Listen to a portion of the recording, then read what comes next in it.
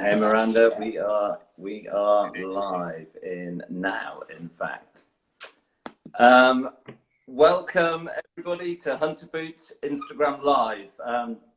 This is a joint takeover with me, Bruce Bratley from First Mile. We're a recycling business based in London in the UK, and Miranda Essex from PlantPack, who's a very new business also here in London, and we're working in partnership. So we're delighted today to have taken over Hunter Boots Insta Live for their Stay Safe, Stay Gardening series. And just on a personal level, before we get started, I'm delighted to be on Hunter Boots Instagram channel and taking it over. I was brought up in a pair of green hunters up on a farm in Wensleydale, jumping from the cow shed onto a pony and back into the garden. So it's a great moment for me. So the reason we've taken over the Stay Safe, Stay Gardening series is we at First Mile have known Hunter for a few years now, working on our recycled box initiative, which is all about recycling hunter wellies when they get to an end of life, and we recycle those back into surfaces for play pens and for play areas for kids, and also for horse arenas and menages, which is a great initiative. But today we are here with Miranda and PlantPack to talk about an amazing business that Miranda set up in a few very short days over Easter from lockdown to save millions of plants. And I'm delighted to say that we're at First Mile working with Miranda on it. So Miranda, welcome to Hunter Boots Instagram Live. How are you? Hi Bruce, great to be here. I'm very well, thank you. And I too grew up in a pair of Hunter boots, so this is also a great moment for me. I was also in green, so we have something in common there. Just to tell you all a little bit about PlantPack. PlantPack is, as Bruce said, a very new business, and we exist to salvage plants that would go to waste during lockdown. We're a plant delivery service, and we deliver plants direct to your door. In London is where we're currently operating, and 100% of our profits go to the NHS. Which is totally incredible. And actually, one little bit of admin I forgot to say is do post your questions, and we'll try and have a look at those as we go through. We're answering apparently as well gardening questions, which will be good and interesting, so put those on there. So we'll have a look at the questions, so please do post them as normal. So normally at this point, when I do my live Q&As, Miranda, I sort of say, so what's happening, what's new, what's going on in the world of PlantPacks? But it's all new. So how's the last week been? And are you seeing a growing interest in the plants? Well, I can tell you what's most new, if that helps. So we've actually only done about 10 days of deliveries. But so far, we've saved close to 20,000 plants. So that's a milestone that I'm really looking forward to. And new in today is that we've just found a new grower who has surplus plants that they'd like us to sell. And we're going to bring their plants onto our site this weekend. So that's exciting. We'll have some new varieties, and that's more plants that we can hopefully find a good home. What we've really noticed is how many people are wanting to spend time in their gardens. Everyone's in lockdown and they're isolating. And that means they have a lot more time to enjoy nature and go outside. So it's been really exciting to see customer photos start coming in of them planting their deliveries and enjoying them outside. And it's quite clear from the photos that we've had from our delivery people making the deliveries, but just the actual act of handing over the plants is bringing joy to people who haven't been able to get to the garden centre. So there's clearly an element of happiness and getting people the plants that they wanted, and particularly over the last few weeks when it's been fantastic weather. But tell me, how did you get from going into lockdown, not being a plant retailer, to 10 days later being the queen of online plants and e-commerce? Well, that's a big title, isn't it? I'm not sure if I'm there yet, but yes. I remember reading an article in the BBC at the very end of March saying that millions of plants were set to be scrapped, and it just seemed like such a waste, because I just had lots of conversations with family and friends who all said they really wanted to be gardening. So it seemed that, the plants were there, they were sitting in greenhouses around the country, and the customer interest and the demand was there, but there was just the need to connect it. And I thought there must be some kind of simple e-commerce delivery solution we could build quickly to connect those two things. so where it started was I honestly just posted the idea on LinkedIn saying I've had this idea. Surely there could be something that we could do to solve this problem of plants going to waste and people not being able to get them. And it snowballed from there. Lots of people commented, tagged their friends, made suggestions, and that's actually how I first met you, Bruce.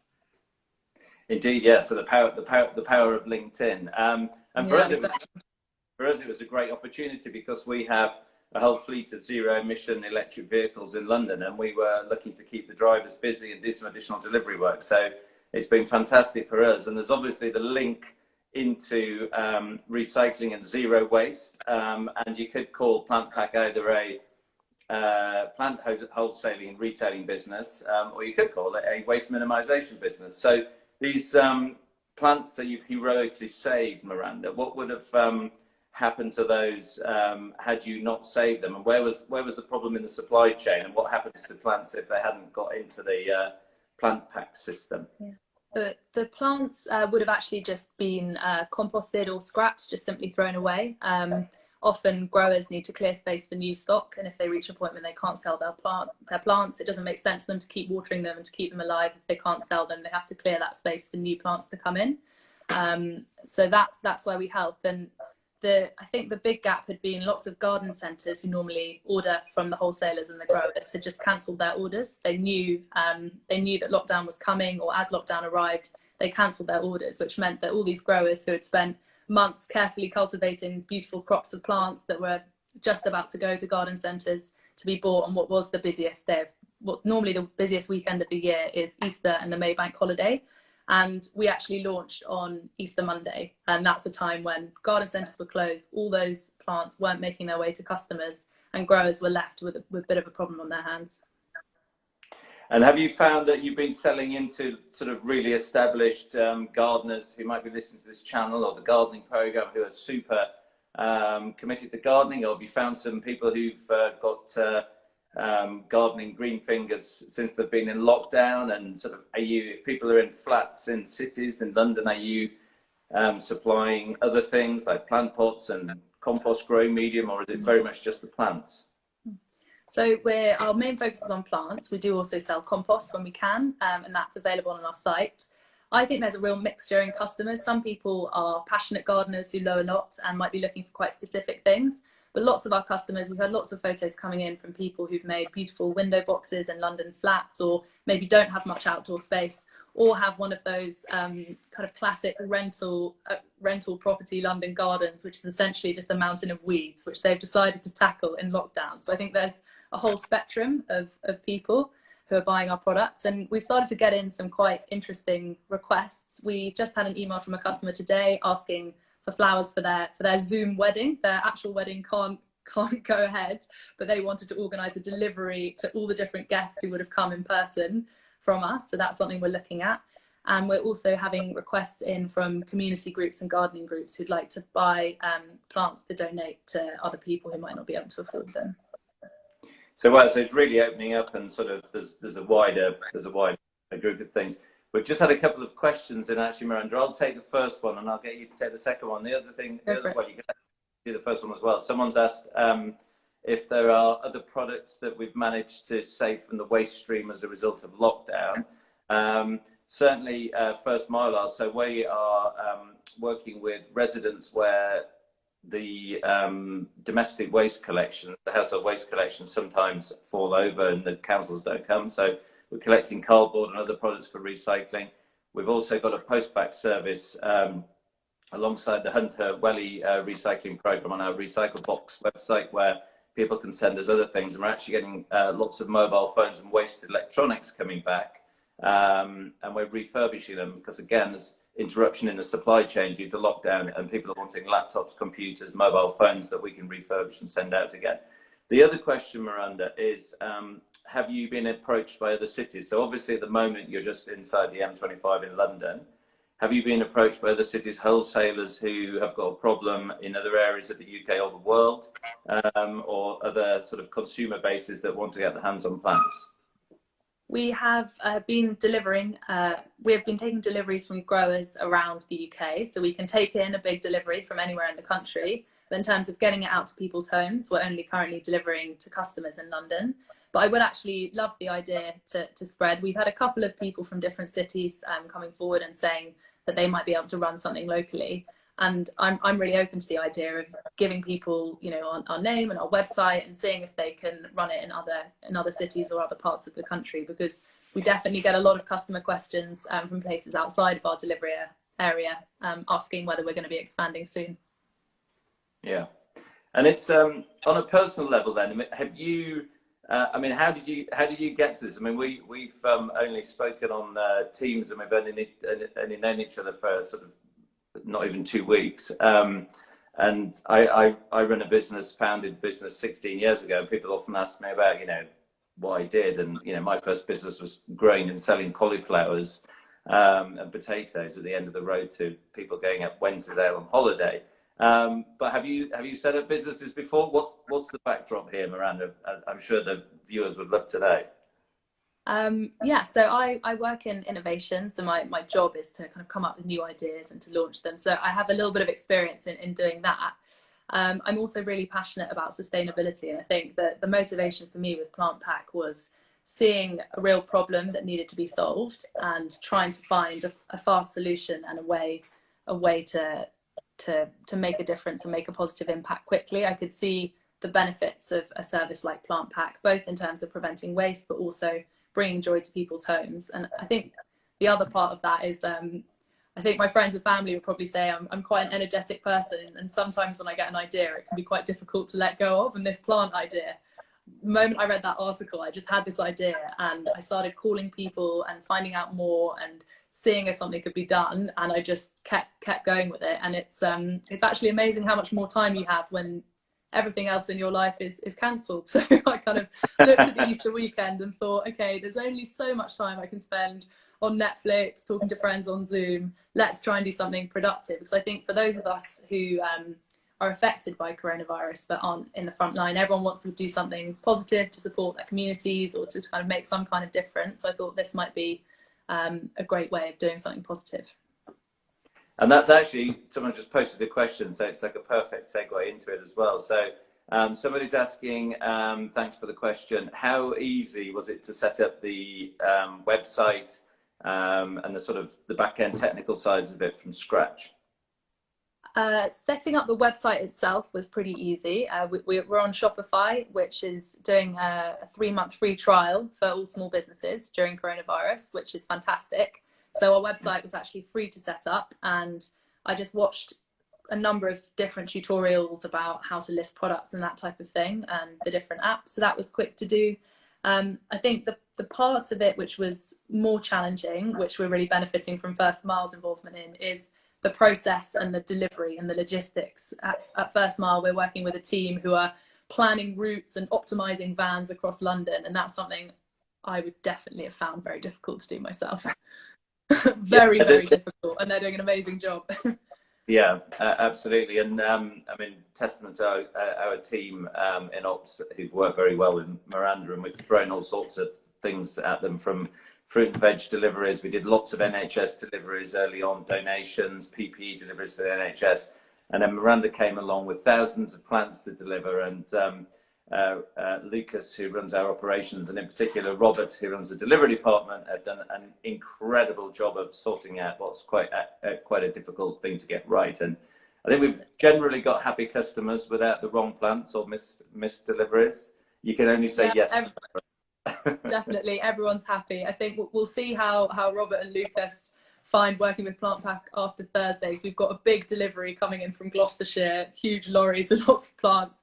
We'll see how much they enjoy working on it then, but so far so good. And they've, as you say, they've been really fantastic, because working with plants is difficult in the sense that they're very perishable and they have to be watered at certain times of day. And if you're not set up to do that, it's quite a lot to learn in one go, particularly with lots of different types of plants, you know, the drivers and, you know, the rest of the team might not have even seen before. Yeah. So absolutely. So if you want to set up an e-commerce site, now's the time. Get onto Shopify, hit them up, and you'll get a free trial, and hopefully going to extend your free trial. So Miranda, what's the future when you're out of lockdown? Are you going to go back to innovation for other people, or have you got the startup bug now and you're going to keep going with PlantPack? Well, I think this answer depends, Bruce, on whether my employer is watching. No, I'm really happy in my job, but I think I've loved running PlantPack, and what's fantastic about it is how quickly you can grow something and you can see the impact straight away. You know, if we list a new product in the site, or we do some advertising, or we bring on a new grower, we can have that up and running within minutes really, and it's been really exciting to see the result of our work. And I think it's actually really interesting that you sort of, because quite a few of the garden centres and growers that we talked about in the early days, they didn't really have that e-commerce platform right and that connection into their customers, and they're very much reliant on the garden centre trade. So could well be onto something now, Miranda. You'll have to see how it goes in the next week or two. So it's clearly been a lot of fun. You're still smiling 10 days in. What's been the hardest part of the whole thing, really, and the bit where you thought, actually, I've got a day job, I'm just going to stop doing this because it's too much hassle and too difficult? I think the hardest part was actually at the very beginning, when I was ringing up growers and different potential partners. Firstly, getting people on the phone. Lots of people have lots of furloughed workers and are incredibly busy and rushed off their feet. And then building trust quickly, because you're not going to be able to meet people. So much business is dependent on physical meeting. Normally it's dependent on physical meetings and building relationships and shaking hands and that type of thing. All of that's out the window now. So very quickly, within minutes on a phone call, someone has to trust you. They have to trust that you're going to be trustworthy and you're going to support them. So that was probably the first hurdle we had to overcome. And so what, I mean, in some ways, I guess it's a zero-sum game, because if you're a grower, there's going to be a cost of disposing of these plants, and if they've got no other route, then actually it's quite a good opportunity to try something out with PlantPack. But what happened? What would have happened to all of these lovely flowering plants in the prime of their life if you hadn't rescued them? What happens to them? Normally they just get scrapped. So they just get composted and kind of churned up and scrapped and put to one side.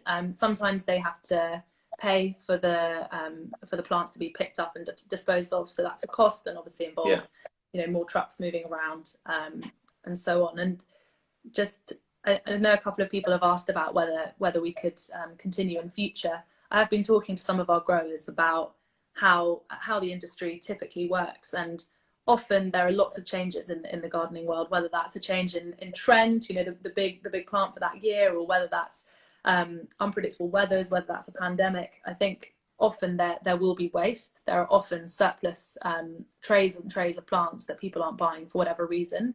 So it does feel as though some version of odd box for plants might be something that people would benefit from in future, because what we've learned from customers is that they like the brightening up of their windowsill or their garden, and actually they're not always that selective. They're quite happy to have a bit of a surprise. Yeah. And it's quite a nice, the sort of the PlantPack concept, which is, this is it, make the most of it. And I think even experienced gardeners probably be quite pleased about that as well. And so you clearly entertained yourself sort of in quite an extreme way by starting a business when you've been in lockdown. But from all of the things, the good and the bad, the busy and the quiet that you've experienced in lockdown, for all the viewers of Hunter Boots Insta Live, what would your top tip for people being in lockdown, having had a month in the UK, set up a business, chatted to some friends, watched some Netflix, but ultimately what would your top tip be for everybody watching at home? The way I survived lockdown is two things, and both of them are pretty simple and probably tips you've heard before. One is maintaining some level of routine. On the first week, I thought it was quite fun to have a lie-in, but then you realise you turn into a bit of a slob and you don't want to be wearing your pajamas all day every day. So things like having a routine, getting up, exercising. And the other thing actually is just staying off screens where I can. I've actually found I'm constantly on video calls all day, and then chatting to your friends and family in the evening is also video calls. Yeah. My eyes were actually hurting after a couple of weeks, so I realised I need a little bit of time just looking up and away from my screen to try and give my eyes a rest, and also just to relax. Yeah.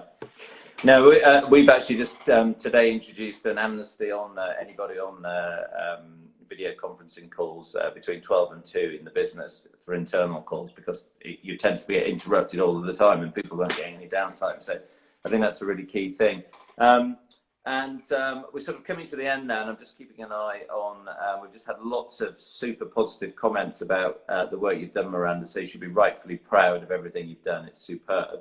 I don't think we've got any more questions, so I'm going to wrap up with a final question. So it's sort of innovation professional bumped into recycling company 2 weeks ago, and we now have PlantPacks running successfully. So you can't get away without my question I ask everybody on these forums, which is, what's your top tip for recycling for everybody to take away?